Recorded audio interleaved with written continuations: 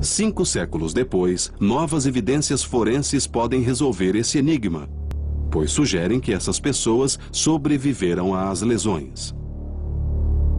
Há muitos exemplos de crânios que foram descobertos e que mostram que o osso voltou a crescer em torno do orifício. A principal arma de guerra dos Incas era a massa, instrumento que causa graves lesões, como fratura do crânio. O problema de um ferimento ou de uma fratura no crânio é que empurra fragmentos de osso para a área do cérebro. Precisam ser extraídos ou retirados, porque o cérebro é como uma caixa fechada. E quando há sangramento no cérebro, a pressão aumenta até que o cérebro não aguenta mais. Cirurgiões incas criaram uma solução espantosa para essa lesão fatal. Eles inventaram uma técnica extraordinariamente sofisticada, a trepanação. Trata-se da remoção de uma área do crânio para aliviar a pressão ou descomprimir uma fratura do crânio. Podemos saber quanto tempo um Inca viveu após o procedimento, analisando os crânios e procurando ver se eles se recuperaram. Incrivelmente, em 80% dos casos observados, os Incas sobreviveram a essa cirurgia primitiva. Mas como? No laboratório do nosso programa, o cirurgião Mike Edwards vai recuar 600 anos no tempo.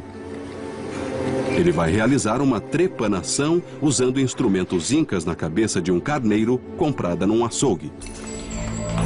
O desafio de realizar uma trepanação nos tempos dos Incas deve ter sido tremendo. Imagine que estou numa montanha peruana com a cabeça de um homem entre os joelhos. Já raspei o cabelo e vou fazer a primeira incisão. Mike usará a mesma lâmina que os cirurgiões incas, de obsidiana, um vidro vulcânico que é 5 vezes mais cortante do que o aço cirúrgico. Lembre-se que o paciente inca não era anestesiado. É um momento tenso porque eu sei que vou machucar a pessoa que estou operando, mas tenho que manter o sangue frio. Não posso me abalar com seus gritos. Minha mão não pode tremer. Eu preciso lembrar que estou fazendo isso para o bem dele. Isso vale para qualquer procedimento cirúrgico, com a diferença de que, neste caso, o paciente está lúcido e sentindo o que eu estou fazendo. A lâmina de obsidiana penetrou o couro cabeludo. É um instrumento muito afiado. Mike leva 30 minutos para penetrar o osso. É pouco tempo, mas não para o paciente inca. Durante a operação, Mike rompe vários nervos cranianos, enviando mensagens de dor intensa para o cérebro. Sob o osso, ele encontra a dura mater, uma fina camada cheia de vasos sanguíneos. É a última camada que protege o cérebro, mas é fina como um tecido de algodão. Estou tomando muito cuidado ao cortar o crânio para não atingir a dura mater, porque sei que se atingir vai sangrar. E eu não sei se conseguirei conter o sangramento e entraria no cérebro. Pode haver pressão dentro do cérebro. Uma pressão que me levou a fazer o procedimento. Então, se eu atingir a dura mater, o cérebro pode vazar como pasta de dente na minha frente. E o paciente morreria em segundos. Bom, parece que a trepanação foi bem sucedida. Eu abri uma aba cerebral, como vê. Penetrei o periósteo, atravessei o osso e o que vemos sob o orifício é a dura mater. A grande maioria dos pacientes não morria por causa da trepanação, mas devido a infecções do cérebro depois. Mas 8 em cada 10 pacientes incas sobreviviam. O osso voltava a se formar e a pele cicatrizava, deixando apenas uma pequena reentrância. No mesmo período, a quase 10 mil quilômetros de distância, na Inglaterra, um simples ferreiro transformou a história da medicina. como ele usou apenas um martelo e ferro fundido para realizar uma cirurgia cerebral com o fim de retirar uma flecha que atingiu a cabeça do príncipe mais poderoso do mundo medieval. O maior laboratório de testes para a medicina é a guerra. Mas poucos sabem que as técnicas cirúrgicas usadas em zonas de guerra do Vietnã ao Iraque foram inventadas há mais de 2 milênios na Roma Imperial. A máquina de guerra romana levou à criação do Medici, o primeiro batalhão médico da história. Os soldados médicos tornaram-se muito importantes à medida que o exército romano se profissionalizava. E em torno do século I depois de Cristo, o imperador Augusto entendeu a importância de ter uma equipe médica de qualidade para suas forças, seus exércitos. O Museu de Civilização Romana, em Roma, abriga uma fascinante coleção de imagens extraídas da coluna de Trajano, que datam de 113 depois de Cristo. Mostram cirurgiões operando nas linhas de frente, aplicando curativos, talas e dando os primeiros socorros. Segundo os afrescos, os cirurgiões romanos inventaram as técnicas e instrumentos usados pelos médicos dos exércitos atuais.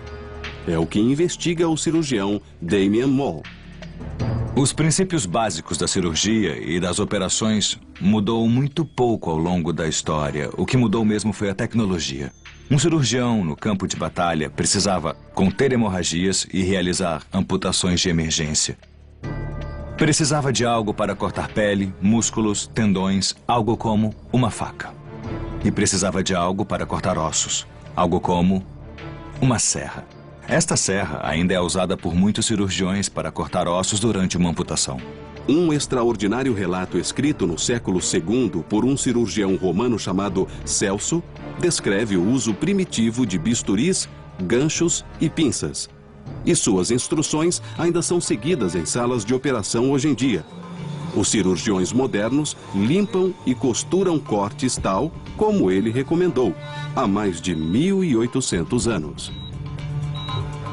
Cirurgiões não podem ignorar a história e o passado. As pinças que eram usadas nos tempos romanos são similares às empregadas hoje. Houve avanços no material e desenho das pinças, claro, mas os princípios de aplicação e a mecânica usada nos instrumentos para deter o fluxo sanguíneo quase certamente são idênticos.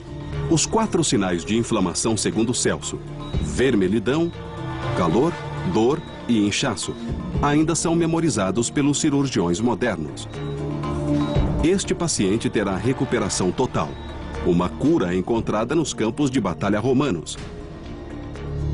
Mas ao longo da história, a sobrevivência dependeu não só de inovações, mas também de posição e influência. A necessidade de salvar generais, comandantes, reis e até imperadores levou a medicina a novos e incríveis patamares. Em 1403, o príncipe Hall, herdeiro do trono inglês, liderou 4.000 soldados durante a Batalha de Shrewsbury. Tinha apenas 16 anos, e 24 horas depois seu rosto nunca mais seria o mesmo. Enquanto o exército avançava, os arqueiros no alto de uma colina desferiram uma chuva de flechas. Todas as testemunhas de uma batalha como essa falam que o céu literalmente escurece devido à quantidade de flechas que são atiradas e cobrem o firmamento. Se você é um cavaleiro vestido com uma armadura, é cada vez mais difícil respirar. Então, enquanto subiam a encosta, a primeira coisa que faziam era subir a viseira, o que imediatamente os tornava vulneráveis a flechas, porque o rosto estava exposto. E foi exatamente o que aconteceu a Henrique V. O príncipe Hall foi atingido por uma flecha logo abaixo do olho esquerdo. Penetrou 15 centímetros no crânio, ameaçando a vida do príncipe. O extraordinário dessa batalha é que o Henrique V foi atingido pela flecha e não foi embora. Continuou sempre em frente, com a flecha cravada no rosto. No estúdio de design digital de Glasgow, Escócia, o eminente neurocirurgião Ian Sabin recriou o ferimento num príncipe Hall virtual. A flecha envolvida era do tipo estilete criada para penetrar armaduras. Por isso, atravessava tecidos de modo quase cirúrgico. Estruturas que podiam ser danificadas incluem um nervo que fica abaixo do olho, o infraorbital responsável pelas sensações no rosto e que o deixou insensível à dor. Também penetrou o osso fino do seio maxilar, uma cavidade cheia de ar dentro do crânio. E depois atravessou o nariz antes de terminar nesta área perto do maxilar ou mandíbula, muito perto das artérias carótidas. Numa escala de mais de 1000%, Ian vai mostrar em 3 dimensões como o príncipe chegou perto da morte. Vamos remover o esqueleto facial para mostrar a trajetória da flecha. Vemos como chegou bastante perto de estruturas que teriam levado a uma morte rápida. A veia jugular, a principal veia que leva ao cérebro, e as artérias carótidas que levam ao cérebro e músculos faciais. A coluna espinhal e o tronco cerebral também estão muito perto e a morte teria sido instantânea. O príncipe foi levado ao castelo de Kenilworth, no coração da Inglaterra. Suas ruínas ainda estão de pé. O séquito do príncipe tentou remover a flecha, mas aconteceu um desastre. A flecha quebrou. O príncipe ficou com uma ponta de flecha 15 centímetros no interior do seu crânio. Como retirá-la?